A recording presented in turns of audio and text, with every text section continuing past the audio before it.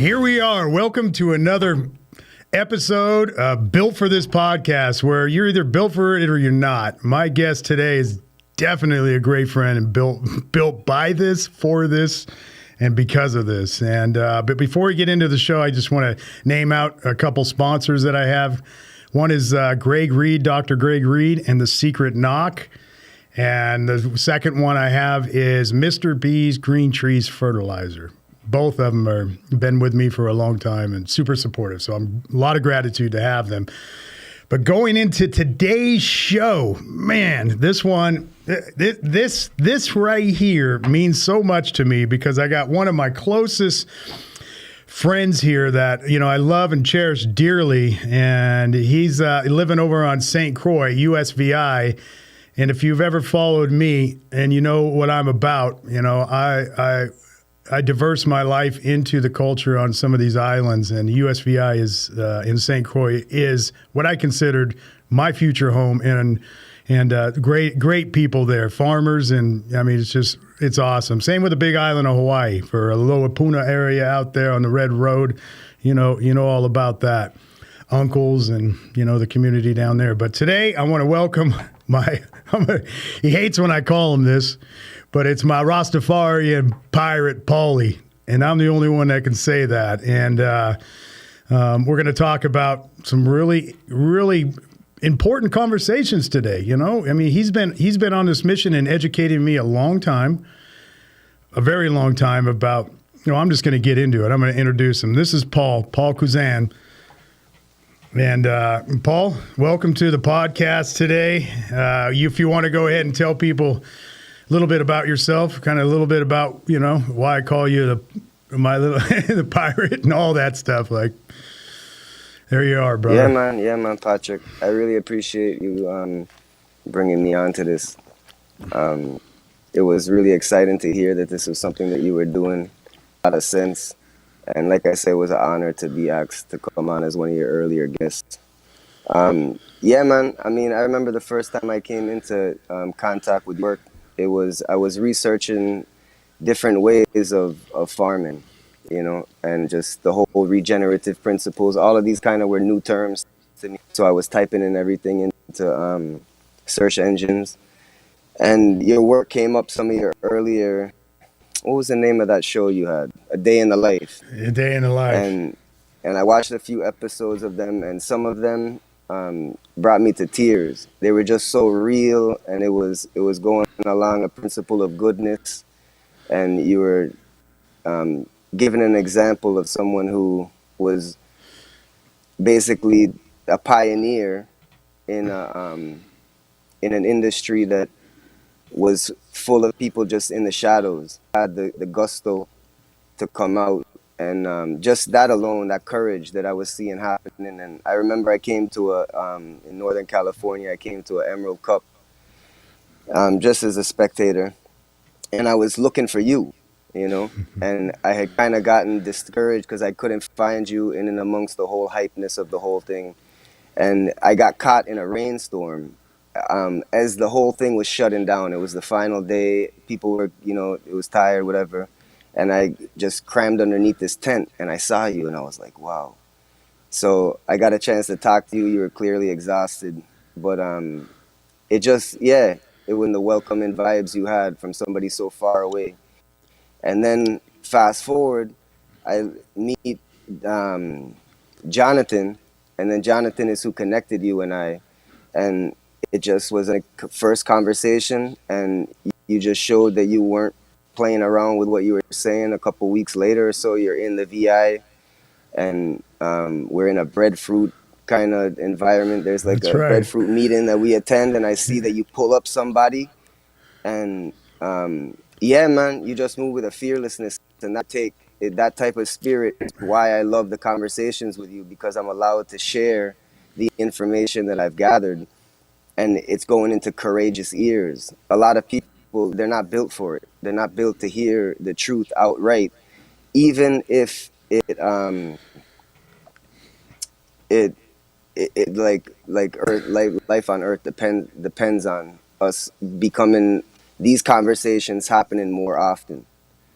Right. About these convergent existential threats that we're facing. And you have gotten to know the evils of this world through your whole trot of cannabis as a medicine, and just seeing the onslaught, especially the chemicals used in agriculture. How so all of that you know about, the destructive activity of commercial agriculture, and then you add on top of that tens of millions of tons of nanoparticles being dispersed into the global skies annually, it starts to be a dark picture. And if you don't have the heart and the stomach to face it, then we're in a situation where it can just run amok and nobody does anything about it. And then when you do get a little chance to become aware, the number one response I get from the realest type of people that I can have these conversations with is, well, what can we do about it? Like, we can't do anything about it. And I'm just not built like that, Yep, you're not. And no matter how dark and dire the forecast is, the trajectory is, and it's not an opinion, it's based in statistics and mathematical certainty that based on the current trajectory, our days are numbered. And that's all of us. And the number one assault against the human race and the entire web of life are global geoengineering operations. Agreed. And this, I'll use this term once and then I won't be using it again. But it goes under the banner of chemtrails.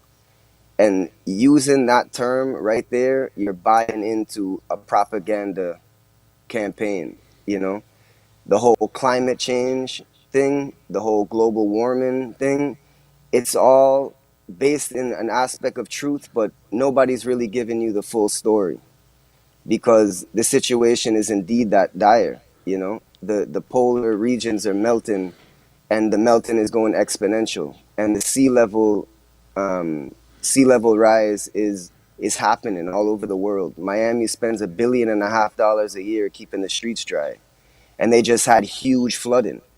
Yeah.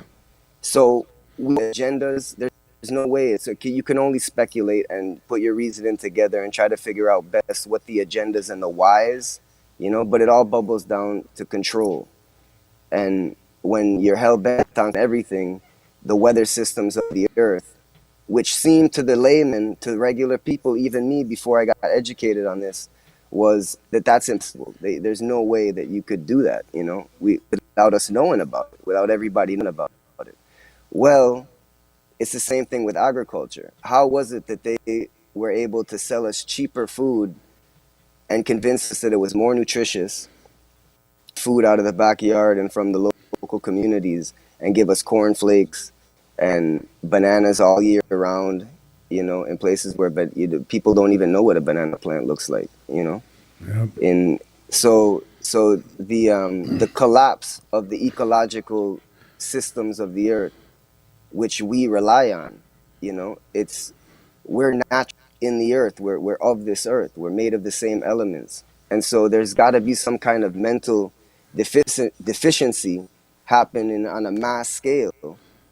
And it baffled me because, like I said, when I was researching regenerative agriculture, I was studying guys who were doing it at scale. I was studying guys who were doing it on smaller scale, all different types of farming, from cannabis to livestock. I was just trying to get an understanding on what is this all about, And are there systems of agriculture that don't rely so much on like huge amounts of work, And that's not because, people are necessarily lazy or anything like that, but if your food sources are secured, then it gives you a chance to think more, Yeah. because you're not reliant on where your next piece of food is coming from, the breadcrumbs. And what do we call money on the street? Bread. We have all kind of names. All the words are there to tell you a story. And so in the research, it's one big rabbit hole, and all the things are connected. And the bottom line of it all is the fact that we as human organisms have to have suitable environment. We have to have food, we have to have water, and you have to have shelter. And you have to have elements that are conducive to, us even having this conversation, and trying to, and when you really start to look at this thing, yeah, a very big dragon in the sky appears. Yep. And the symbolism of that is intentional, because the whole mythology of dragons comes from somewhere in our antiquity, in our history, in our bloodlines. And there's phylogenetic racial memories that are encoded in our DNA. So it's no wonder that, altering the DNA on any levels, especially putting it directly into your body. And so when these fear tactics are coming, all of these rumors of wars, actual wars on the ground, huge natural disasters that are anything but natural, but it can easily be blamed on nature, because somehow somewhere in our ancient history, we've had extremely traumatic experiences as a human family that made it so that when you're born into this world as a little baby child, you come coded with certain fears. And there's nothing wrong with that, unless you're not aware of the power of those fears. And then an environment, socially engineered environment, gets created where people can exploit those vast levels of psychological knowledge of the human psyche and then weaponize it against us. So when with let's just start to where, like I was saying, where I digress a little bit, I go on these rants. But when you came to St. Croix the first time, man, I was so into doing branding, creating chocolate bars, Moringa, That's, I bubbling my remember. brand, Yeah. Moringa Lion, Yep. and Yep. it was great. Things were really bubbling along. And then we were, drought is a serious issue here, and I was just curious on how they were becoming. How did the meteorologists determine when a drought would hit? How long? How are they even saying these things? What cycles in the physical makeup of the Earth, if that's the correct way of doing it? Just how the Earth systems work, how the climate works. How could they determine that? And I figured, if these people can study to become a meteorologist, then I can surely piece it together. And my brain works good enough to do that. And going down that road, very quickly, I became aware that there was an element of the story that wasn't being told, and the massive hurricanes that we experience here, everything had to be looked at differently. And I didn't know even how far to go back, because I would say that when I was younger, I was experiencing natural weather. But was I? When we find out that global geoengineering operations started being dispersed, being deployed over the polar regions in the years following World War II. So we're talking 75 years plus. And then it's worked its way, ramped up all the way through. And that's just one aspect of it, the solar radiation management aspect of it. And that's basically dispersing with jets huge amounts of light scattering particles into the upper atmosphere. And the whole premise is to offset some of the incoming radiation from the sun, reflected back into space. Well, and they'll say it's to mimic a volcanic eruption. And it's true that after volcanic eruptions, you get a fears at most of a cooler planet. But after that few years passes, you get an accelerated rate of warming. And so based on our destructive activities, which you can fully understand as just dissecting the agricultural of it, we've been horrible stewards of this planet, Yeah. you know? And every time a generation or a man comes to a certain age where he sees these things, you options. You either go and face it and you battle up and you say, this is what I'm going to do. I'm going to fight for what's right. Or you bury your head in the sand and you continue on pretending that everything's all right. And That's so pioneering I right there. realized, That's pioneering right there. When yeah, you that 1% or and less that goes after it, and those are the ones that make a difference. And they take the daggers, they take right, the axes, they take everything coming at them for it all. Right. yeah, That creates the integrity and character of the individual, man. And I feel that at times in my life, and I see that in you, man. So Yeah, and so you specifically have helped me at some pretty critical times, just conversations that you don't even know how soon they are. And I was letting you know a little bit the other day with just the transition. I'm trying to figure out how I can um, make a living knowing what I know, and not being willing to say I'm going to waste another minute on some kind of personal ambition. The impact I make is not for right now. It can't be.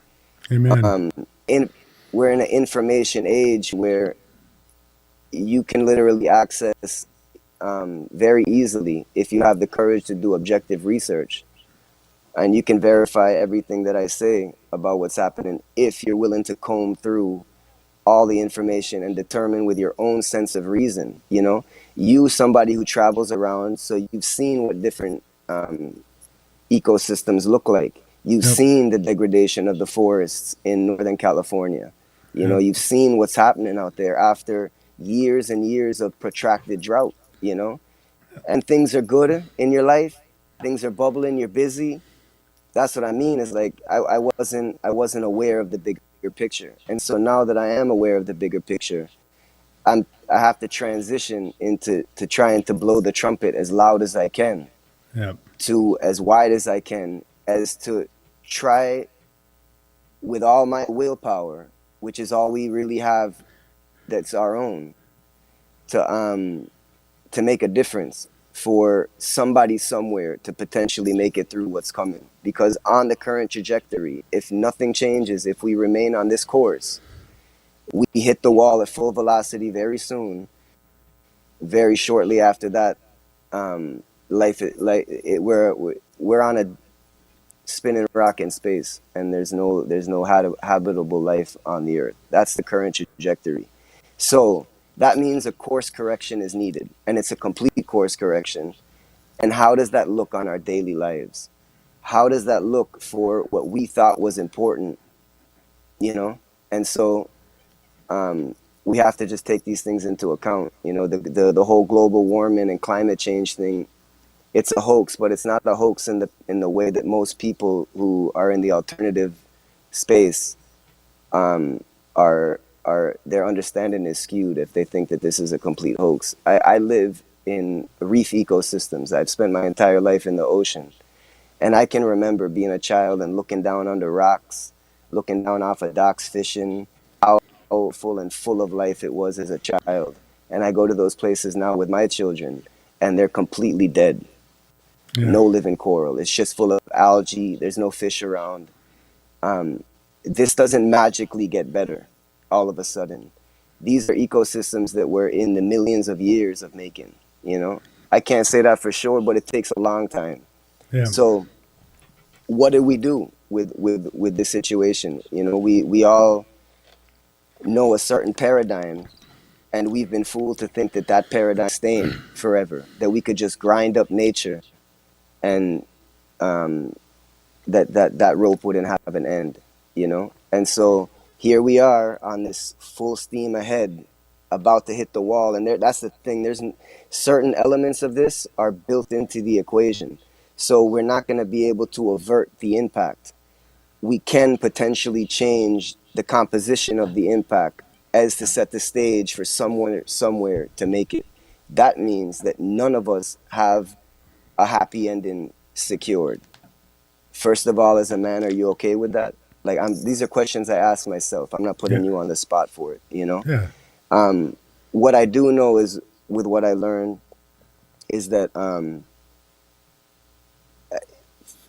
it's worth all that effort if somewhere gets to carry on the human story, and we don't leave with a legacy of taking the entire web of life out with us. If you don't think the situation is that bad, then it's something that you need to revisit, because it's not about thinking. Like I say, you can go into you don't have to go into a deep rabbit hole to find this information out, to find out that the level of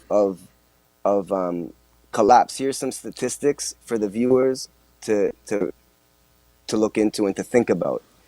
You have 90% of pelagic fish globally gone. Okay, that's mahi, tuna, wahoo, the deep ocean fish that many people enjoy. Look what's happening in Northern California too, and all over the world. The salmon Yep. ecosystems completely imploding. There's no salmon there. And I'm not even going to really get into the whole scientific fantasy that the modern scientific community, currently the official scientific community, they come out with sci-fi business all the time. They come out with these ideas that are just like, so you're going to breed a bunch of salmon and then put them into a stream, and what you're going to try to cool the stream with like big industrial coolers. All right.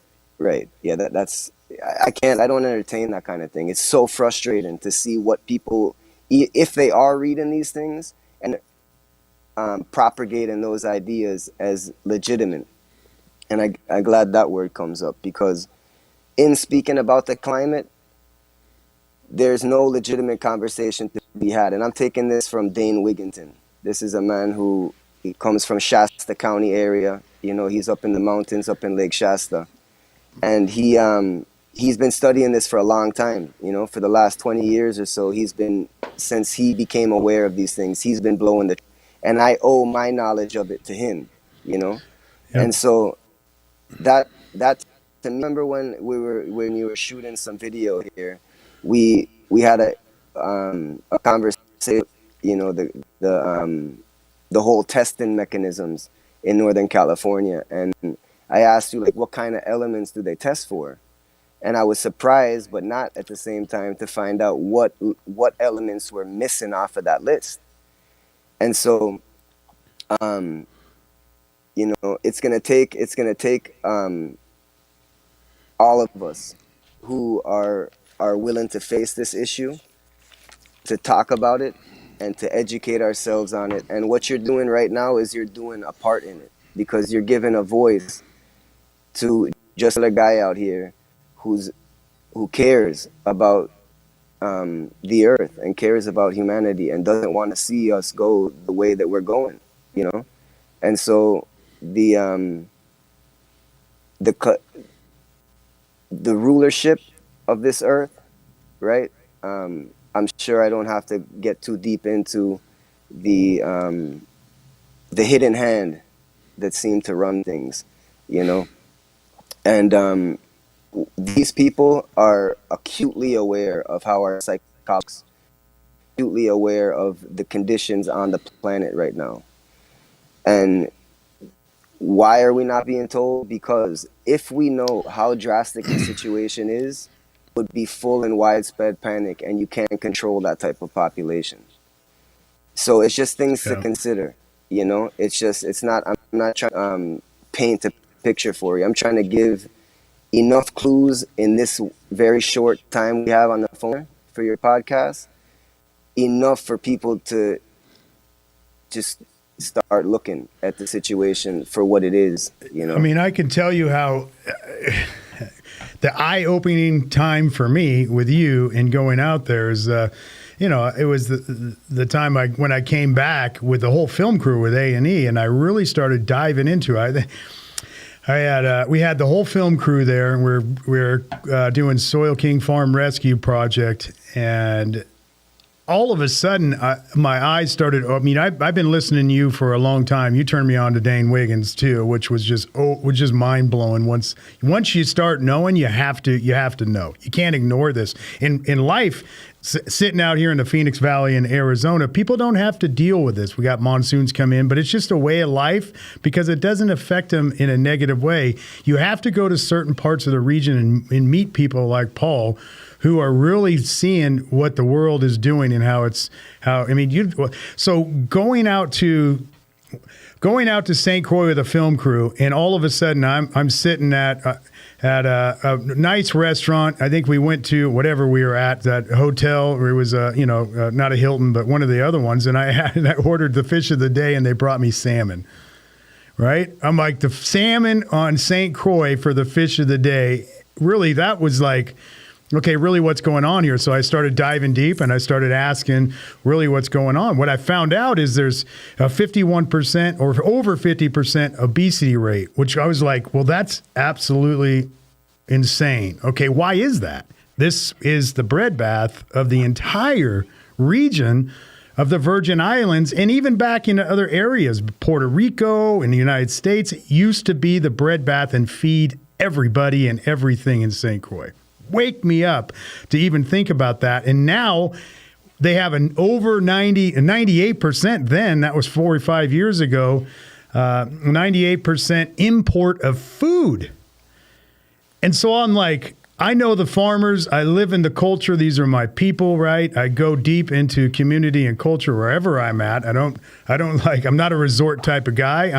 I'll sleep in a hammock, like with my people. And it really, with that, when I heard 98% import of food, I'm like, okay, well, this is the breadbath. This is the farming community. Now, what happens to the farming community out here? So I go talking to the farming community, and what I realize is that everything is open and operated. So if you go into a grocery stores out there, they're all owned by, I think it's Pakistani, right? Or I think it's Pakistani, and all of them own the grocery stores. Now those grocery stores, they have the same distribution hub where everywhere in the world, that they have one distribution where they send all the food out to all these areas, and right. So cluely, and right then I'm like, oh, that's a problem. That just cut off the farmers who's feeding, right? It went completely against the grain. And then I went into the Hiltons and started looking into that, and it's the same thing. They don't source locally. Everything comes from their own distribution. It's a gamut. Now all of a sudden I'm like, well, there's farm stands with the real traditional food from real farmers in St. Croix and other parts of regions, and they have farm stands, and the tourists are being told that don't go to them. They're dangerous. Those aren't the people that you want to. They create this conflict. And if you know these people, you'll see that they are the heart and soul of all in the history of our country. Like, they're the best. Once you know, like, it's crazy. So this whole thing opened up, and coming over to you, we had drones. We went over the oil refinery. We still started talking about the oil refinery. Last time I was there was completely shut down because it was leaking. It was contaminated. There's the most beautiful, pristine farmland in the world is now contaminated. And it was just eye-opening. So all of a sudden, I went from interviewing about that stuff instead of the farm rescue, other areas that we went out there to do with the film crew. And you want to highlight and touch a little bit on that? Like, that was mind-blowing. The other thing I want to say is once you meet a person like Paul here, this is why it's so important to have access for him on this podcast, is because to get this knowledge out, these are the people that experience it, study it, undiscover it, peel back the onion, and deliver you the reality of really what's going on in the world. And unless Paul can be heard, it's just another day in the Valley of Phoenix area that it's life and life on day to day. You'll never know. But the world is falling apart right now. Yeah. So one thing that you mentioned earlier was in that area that you're at, it can be easy to not feel the direct impacts of it, because the illusion can be maintained once you have department stores open with food. You have what water's left is pumping still, ACs are running. As soon as all that disappears, it's not hard to wrap your head around and kind of see the fragility of the current food system. You know, you mapped it out very well, and just in mapping that out, look fragile that whole thing is. You know, certain elements fall out of place, and you have a complete collapse of the food distribution. And what you're left with then are isolated places, and where you're at becomes an island in the desert. You know, and there is a serious situation in that region. It's problematic. Look into it. It's a major issue that you may think it's all good because your taps run at the moment, but for how much longer are they going to be based on the current trajectory? And then what do cities look like without water and without food coming to those shelves? And if you think that can't happen to a community and to cities all over the world, then you're not viewing the reality of how things work on this planet correctly. You have to readjust your specs a little bit, and for that you need to have that level of courage. Have it, you need to summon it up, and this message isn't for everyone. It is for everyone in the sense that everyone should be playing a part in it. However, I fully acknowledge that very few are willing to even have the length of conversation about it that you are, Yeah. and that needs to change. And like I say, at the point where all of those illusionary comforts are taken away from us, that's where you'll have a choice to either face it or, mentally, people are already crashing. People's health is completely crashing. And like I said, we're talking about the dispersion of between 40 and 60 million and maybe more. Those 40 to 60 million tons of elements and these are in their nanoparticle form. So barium, strontium, graphene, polymer fibers, no wonder polymer, that's plastic, microplastics found everywhere. You know what I mean? Everywhere, ubiquitous in the environment. And everyone who's talking about those microplastics, for example, nobody's talking about the fact that those are patented for mixing into these concoctions that they spray to keep metals aloft in the atmosphere longer. So, and then another point was the agricultural breakdown of St. Croix and the Virgin Islands. St. Croix was the farmland, Charlotte Amalie was the port. And if you look at it today, nothing's changed.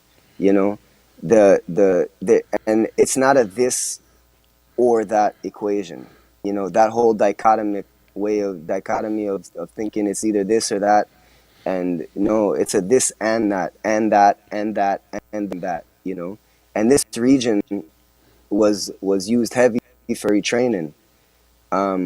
Especially Vieques, the island was bombed to smithereens. Found naval documents showing that 200 plus depleted uranium munitions were exploded in Vieques. And in the Navy documents, it talks about it being an accident, like, oops, you know what I mean? Sorry, whatever. But this area was used like that. And then it wasn't anymore. And to think that because it wasn't used in the overt warfare of the 19th and 20th centuries, which they love to brandish in their propaganda as the most new, baddest weapons, all of that. No, dude, ionosphere heaters. How about ionosphere heaters like HARP or Rico? It's got an ionosphere installed in it. You can type that in. I have typed that in and seen the timelines of the... Look, man, in 2017, this region was hit by 2 Category 5 hurricanes. Yep. In the course of like a week and a half or 2 weeks. And so I remember that time span, and I remember being blown away when Irma passed, and my first time I was able to see a forecast for what would be coming, which was Maria. My brother called me and he said, hey, yo, you should check into this, look at this. So I looked at it, and it showed, basically their forecast was, you have this low pressure off the southeastern side of the Caribbean, so like out there in the Atlantic, but down kind of more towards Grenada, or east of Grenada. And it showed this, not even a really like organized low pressure, spin up into a Category 5 with the perfect exact track that it followed in 3 days, right? The only intensification I've seen to that level that's beaten that now is what happened in Acapulco recently, last year sometime.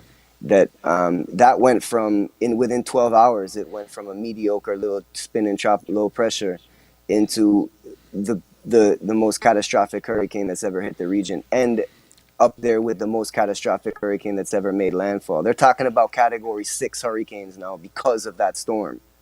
How does that level of rapid intensification happen? Well, consider this. 1947, Project Cirrus is the first official U.S. cyclonic manipulation project. This is 1947. Think about the technology, far it's come to that till Yeah. now. You know what I mean? Yeah.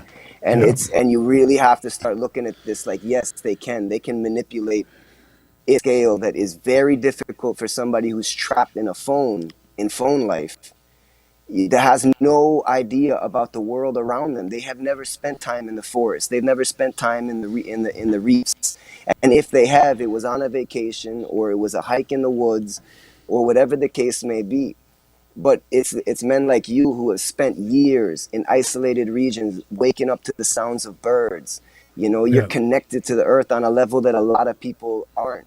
And that's the thing I respect about Dane Wigington, is that you know, he is really in tune with his natural surroundings, and he has a very good scope. So I want to share his website if I can.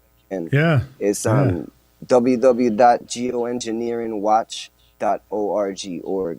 And for everybody listening, go to that website, spend some time on it. First thing, click the view documentary called The Dimming, and it will, like I say, open your eyes to the wider horizon a little bit and hopefully inspire you.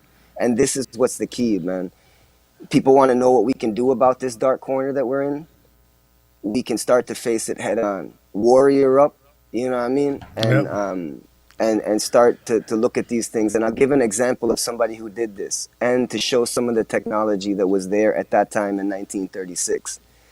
1936, Italy is in the throes of invading Ethiopia in the Horn of Africa. And His Majesty Haile Selassie I is the head of state and emperor there. He was coronated in 1930, so he's 6 years in as the emperor of Ethiopia. And the assault becomes so brutal that he goes to Geneva to address the League of Nations because that he was a member of, right? So we won't get into the genius of his mind, but we'll just get to that. That particular speech opens with him describing what his people were going through, and it was described by him in that address. You can look it up on Wikipedia. Haile Selassie I address to the League of Nations, 1936. He talks about aircraft being retro nozzles and spraying vaporized mustard gas over huge regions of Ethiopia, aircraft, aircraft after aircraft, until it created a continuous sheet. And that mist came down and killed everything, Yep. everything, contaminated everything. And so think about that. That's the earliest record I can find of that level of credible source addressing it to the world conscience, that that type of a technology. I mean, that's a really terrible thing for the people of Ethiopia to have endured. But also consider the fact of the technological advancement of the time in 1936, that they were able to put nozzles on aircraft and Right. spray vaporized mustard gas till it became a continuous sheet. It sounds like those big jets we see all over the earth now, all over Arizona, all over California, all over everywhere. And recently, Tennessee passed a ban on geoengineering operations, and in the media, it became this Tennessee bans chemtrails. Well, nowhere in that bill, nowhere in any of the legislation, when it was going through the House, when it was going through the Senate, nobody on the who was entering the bill spoke anything about chemtrails. Nothing in the bill stated that term. Why was it used? Well, you have, the media giants that we're up against. You understand that this fight is a spiritual warfare of epic proportions, Right. and this ignoring what's happening in our sky while the scientific community calls for it, and people are still calling it a conspiracy theory. Yeah. No, you're factless and you have no backbone. You are a coward. Yep. If that term that you use, if you use that term, I already know what you're dealing with. You're like my mom. You're like people who are just sheltered into, and I'll bring it right home. I'll talk about my family. My Yep. family is choosing to bury their heads in the sand, and this creates tension in our family because I don't stop talking about it.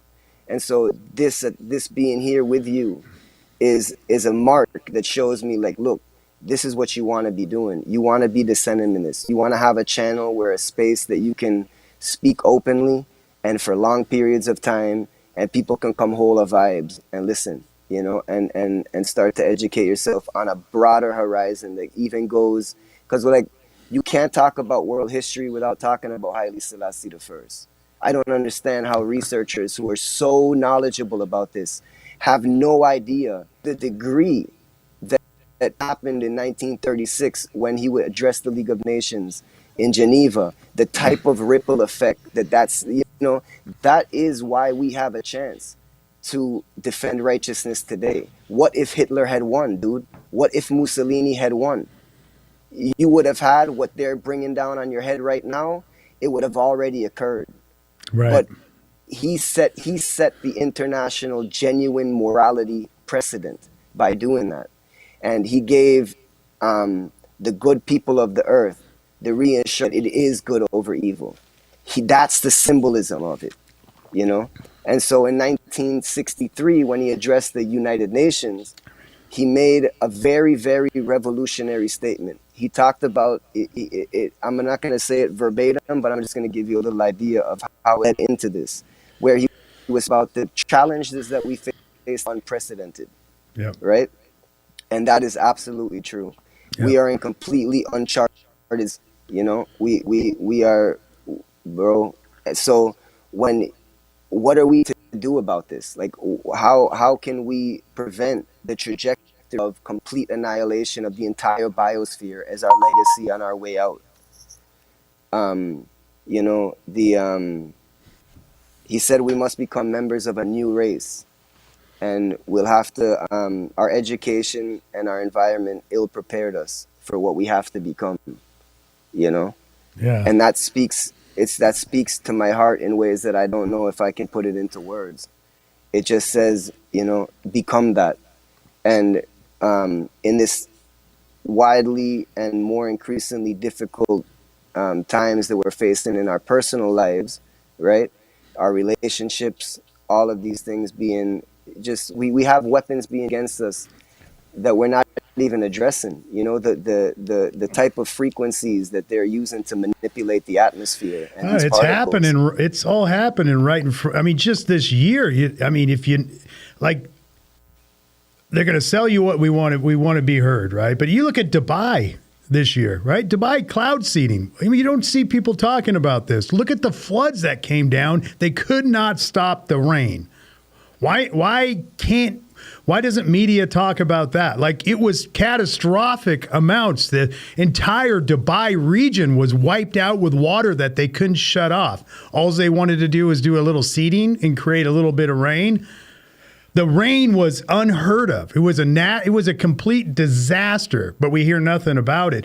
The dialogue and the facts, and I say this with regenerative agriculture and everything. It used to be, you can't produce food scalable. You can't do nutrient. You can't feed the world. Bullshit, man. The data has been collected. The facts are proven.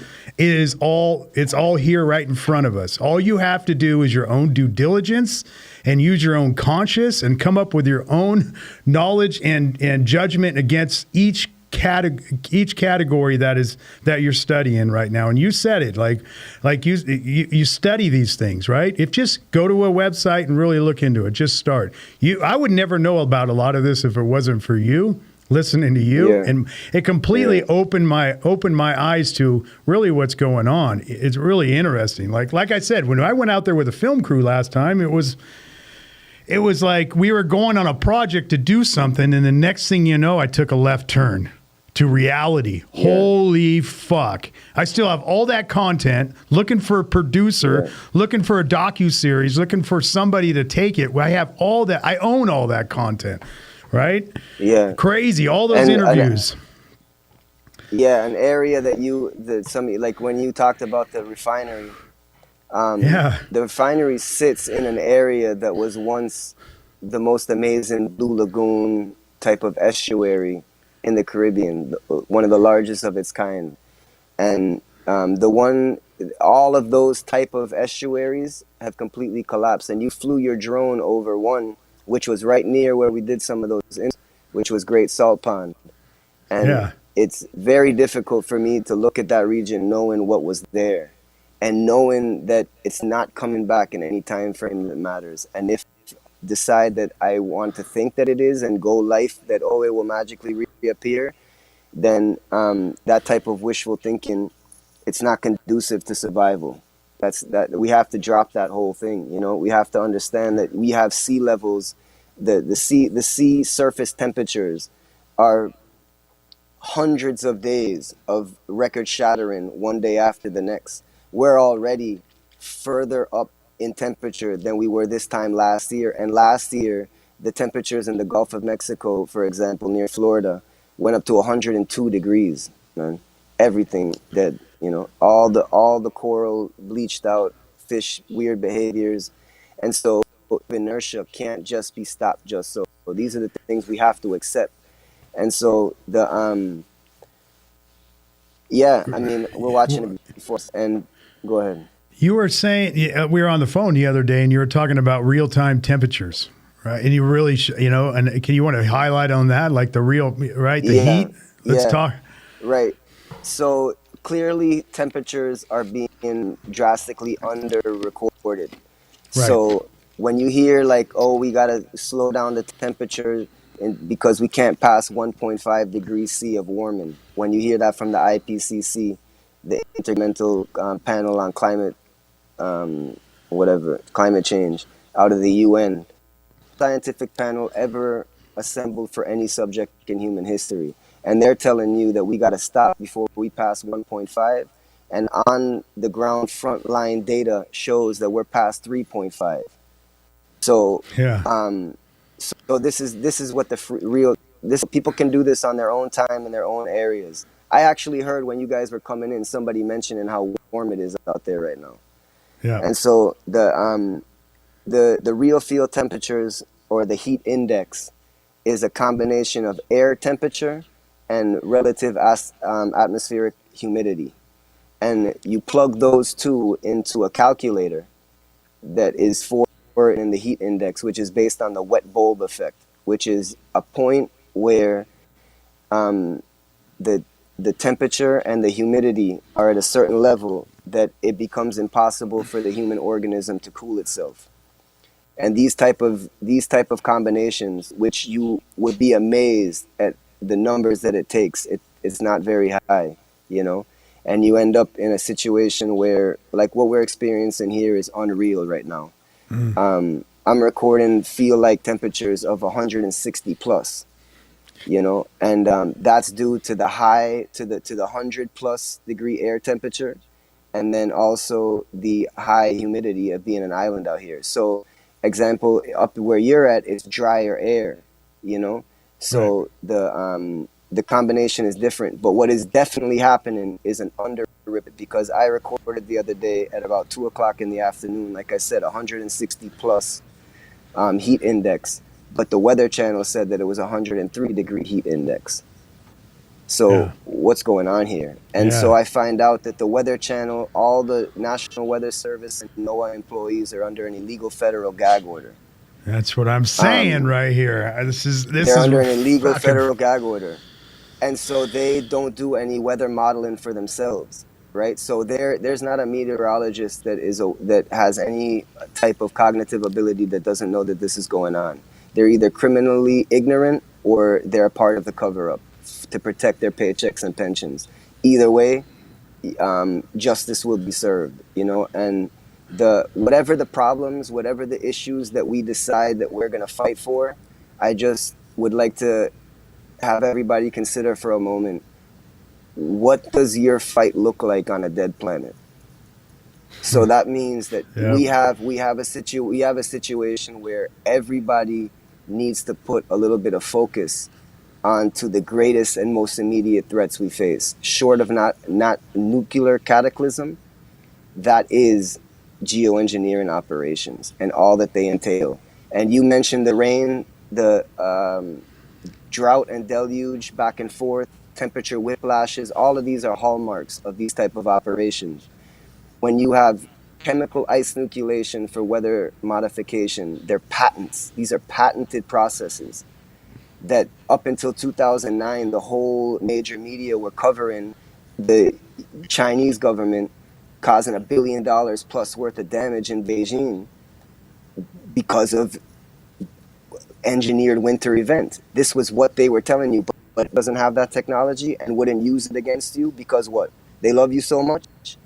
They love us so much. They want to keep us safe and they want to keep us nice and healthy. That's what they want. Look around you. That's what I try to show people. Look around you. Look at the actual situation on the ground. Get off of you for a minute. Or use your phone as a tool, as a technological advancement to be used for the welfare of man. Solely. That's what technological and scientific advancements were supposed to be for. Supposed to have an open sharing for everywhere in the world. Imagine that. Imagine what it would look like if scientific knowledge was dispersed openly, freely, for everyone to see and for everyone to participate in its advancement. Think about it. You can't even conceive where we would our power from. Yep. You know what I mean? Yeah, we go back to Tesla and so like that, but even that, maybe that would have worked for it. And maybe the ingenuity that is capable in people, you know what it is. That's one thing I gleaned from your work, is that you had a keen insight into geniuses that were able to create things out of very little and do something practical with it and make life easier, utilities, you know? And so now we're going to get that chance to have a total wiping of the board. Like I said, prayerfully and based on my faith, there will be a remnant that makes it. And that remnant is gonna carry on a legacy that they were knowledgeable. We were knowledgeable about what happened to us. We didn't. I know for certain that when I go out this round, it wasn't by any. You can't call it natural circumstances, because all of us are contaminated. No, we don't live in a natural environment. We live in a totally engineered environment. Everything there anywhere. You cannot talk about it without talking about global geoengineering operations. Because even on the smallest level, you affect if you hit your fingertip, you feel it in your body. Your whole body's affected by that pain. The ocean, it's not Atlantic, Pacific, Indian. It's one ocean. Right. That's it. They're all connected. The hydrological system that has been completely deterred and derailed from these operations. I don't say thank you God for the rain. I say thank you God that you created a mystical hydrological cycle that kept the earth and supplied an environment for life to thrive here once. That's once in the past, B. That's in the backyard. That we don't live in there right now today. We live in 98% of bluefin tuna are gone. They're not coming back, B. Just so. You know what I mean? We have the kelp forest of California and then the bigger ones off of Australia, 95% collapsed now. You have 90% of planting gone. You know what I mean? We have UVC, one of the most dangerous spectrums of UV before you get to X-ray is UVC. UVC is used to sterilize lab equipment, sterilize water. That's what in your UV filter is. And that's why are we not being told about this? You know what I mean? And so we know why. The point is, it doesn't matter what they do. It's what we do with the knowledge that we have. That's right. You know what I mean? Do we try to push this ball forward in any way we can? Yeah, and I really appreciate you allowing this space and time for me both to have a leapfrog into terms of getting my voice out. And now I have my own legwork of creating this website, which, you know what I mean? It's difficult, man. Money is scarce. And the whole, these things take, and I am very difficult. It's very difficult for me to ask for help because I've always been somebody who puts my work in. I take what little bit I have. I don't want no government grant money for farming. I don't want to endeavor in your university projects. You're all sponsored by Monsanto. You all toe the line for paychecks and pensions. I don't want to be mixed up and muddled with any of you. On a human to human basis, I would feed you and I would help you in any way that I can on any given day. But to say I'm going to go mix up and try to get grant money and waste my time, everybody, the farming has completely collapsed. You said 98% import is a conservative estimate, I would say. I know, now it is, man. Very conservative. And so how did that transition happen?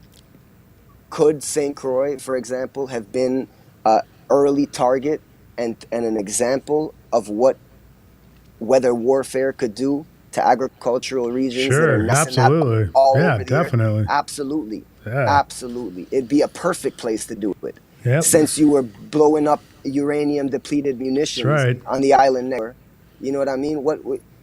So this is the situation that we have here, you know, and I just so want to. that, I want to that, quick do a call to action. You know, we talked a little bit about it. You were saying, so what we need, if you're out there, you have a listener out there, you want to help get into really unraveling this onion and getting the education out to the people. These are the things that Paul needs on this right now. We need a website designer to come in and put a splash page and start working on a website to really get some of this details out. That's what's in need right now. So if you're out there, reach out to me. You know, if it's if it's a little bit of money or whatever, I don't mind coming up and figuring out sponsor. We need to get a website. We need to start working together. We need to get Paul and people like him. You know, this education is super important. So if you're out there, please reach out to me. On one. Two, we're going to wrap this up pretty quickly. There's a couple, there's so much to talk about. We got to keep talking about it.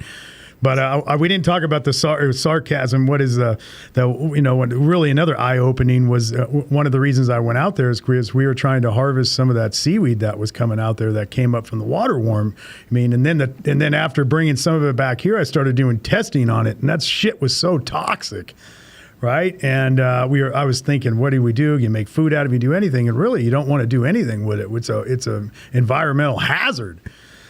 You want to we elaborate? Actually right now as we speak, we have huge droves of it inundating the South Shore, right outside of the farm where I live with my family, and we can smell it from all those miles up into the hills. That has a story that some say it's this, some say it's that. Look, we're fastly approaching Canfield Ocean. Look into what that term means. It's a stratified, oxygenless dead zone, and they're growing. There's 500 plus in the oceans right now. And when you are doing ocean fertilization, which is part of the iron ocean fertilization is the term the science community uses for basically forcing the ocean to do algae blooms to then absorb more carbon. So you're trying to put the situation into the ocean. Well, the ocean isn't holding it anymore. And so you have a cubic meter of ocean water holds 4,000 times the thermal energy as a cubic meter of air. This is what we're entering the reckoning. And so I used to think the same thing you did. Man, and people all over the Caribbean are doing this. However, like you're saying, that's just going into capitalism mode where you think that you can just make money off of the over and over again. And so, no, in Florida, look at the Florida, what Florida's reporting about the sargassum. Man, they're calling flesh-eating bacteria on the shores in Florida. You have, this gas that gets emitted. It's very, very annoying. The scent is very intrusive, the scent from this stuff. And so we're in a very dark scene, Yeah. And I remember standing on that mound with you and you being so excited. And I was like, I hear you and I love to be a part of that, but I didn't know at that time what I know now. And now I know that these are all symptoms of a very serious problem. And we all need to galvanize our courage and face this, face the fact that we've trashed the planet in many ways, too many to mention, and the worst assault we've done, period, is geoengineering operations. Yeah. They are what Dane refers to as pounding, the nails into our collective conscience. Yep. And so a very serious thing for people to look at is the engineered winter aspect of this, because you're not dealing with natural snow anywhere in America right now. Everything that's fallen is chemically ice-nucleated material. That's so important to even say that, and to understand that everything, yeah, like everything coming out of the sky, rain, no matter what it is, sleet, snow, hail, it's Yeah. contaminated. It's toxic right now. There's a problem. We're not discussing it. So again, if anybody's out there listening and you want to help out, we need a website designer to come put a splash page and start building a little bit of this out so we can get this knowledge and really start talking and making change. And if you want to be part of changing the world, this is a mission for you. And if you come onto our team and you help us, it's completely reciprocal. Like I promote you and we work together. So if you're volunteering your time, you're 10xing it on the back end. That's how this goes down. Yes, sir. Yeah, we need to get out of the only exchange of value is money. That's a trap. You know, the fact that we think that we need money to survive on this planet, that means you've never been in a position where you have no money, because right now I have no money, but we're alive. Oh, well, I mean, that's where it goes. It goes back to community, right? So this is the reason why I like going to the big island of Hawaii, or I like coming out with you, or even in the Emerald Triangle up in Northern California was all barter trade, right? If I was growing squash and you had leather and you had this and we had ointments and we had medicine, it don't matter what I go out to.